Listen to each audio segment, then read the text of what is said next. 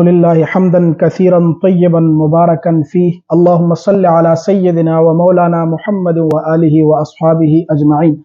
حمد و ثنا کے بعد میرے بہت معزز سامعین کرام حضرات محترم، اس سے پہلے ہم نے عقیدہ حیات الانبیاء پر 2 کلپ بنائے تھے۔ پہلے کلپ میں ہم نے عقیدہ حیات الانبیاء کی وضاحت اور اہل سنت والجماعت کے عقیدے کی وضاحت پیش کی تھی، اور دوسرے کلپ میں ہم نے عقیدہ حیات الانبیاء کے منکرین کے اعتراضات کو نقل کیا اور پھر اس کے جوابات کیے۔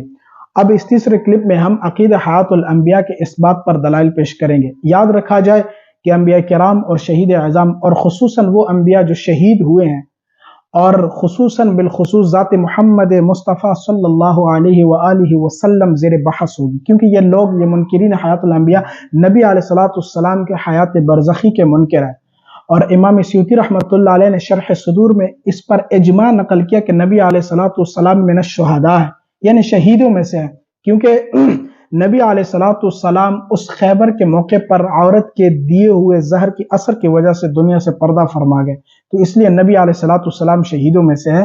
اور وَلَا تَقُولُوا لِمَنْ يُقْتَلُ فِي سَبِيلِ اللَّهِ أَمْوَاتٌ بَلْ أَحْيَاءٌ وَلَكِنْ لَا تَشْعُرُونَ اس آیت کریمہ کے مصداق بنے۔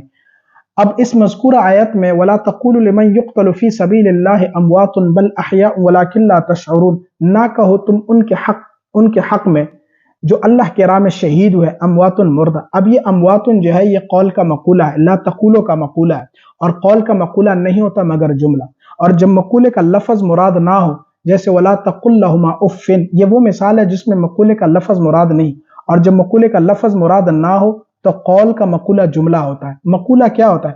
یعنی قول کے فعل کا مفعول ہونا، نام ہی مقولہ رکھا گیا، بقایا وہ مفعول ہی ہوتا ہے۔ اور مقولہ کیوں کہا گیا؟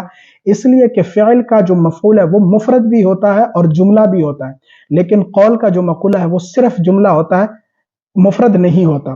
تو اس لیے نحات نے اس مفعول کو مقولہ کے ساتھ تعبیر کیا اور اس کے لیے ایک علیحدہ نام وضع کیا۔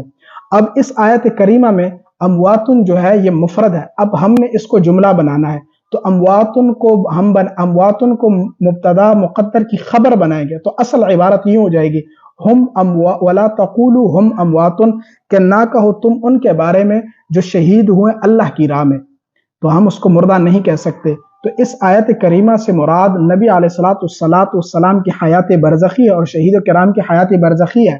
حیات برزخی کی طرح ہم اس کو راجع نہیں کر سکتے۔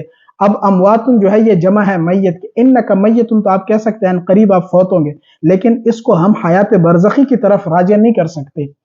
اور اس آیت کریمہ کے آخر میں اللہ نے فرمایا وَلَكِنْ لَا تَشْعُرُونَ، تمہیں شعور نہیں، تو ہمیں چاہیے کہ ہم اس کی کیفیت کے بارے میں بات نہ کریں۔ جب اللہ نے ہمیں یہ قول کر دیا کہ آپ امواتن نہ کہیں، یعنی مردہ نہ کہیں، تو ہمیں اس بات سے جو ہے وہ اس بات میں ہمیں یہی رہنا چاہیے کہ ہم اس کو مردہ نہ کہیں۔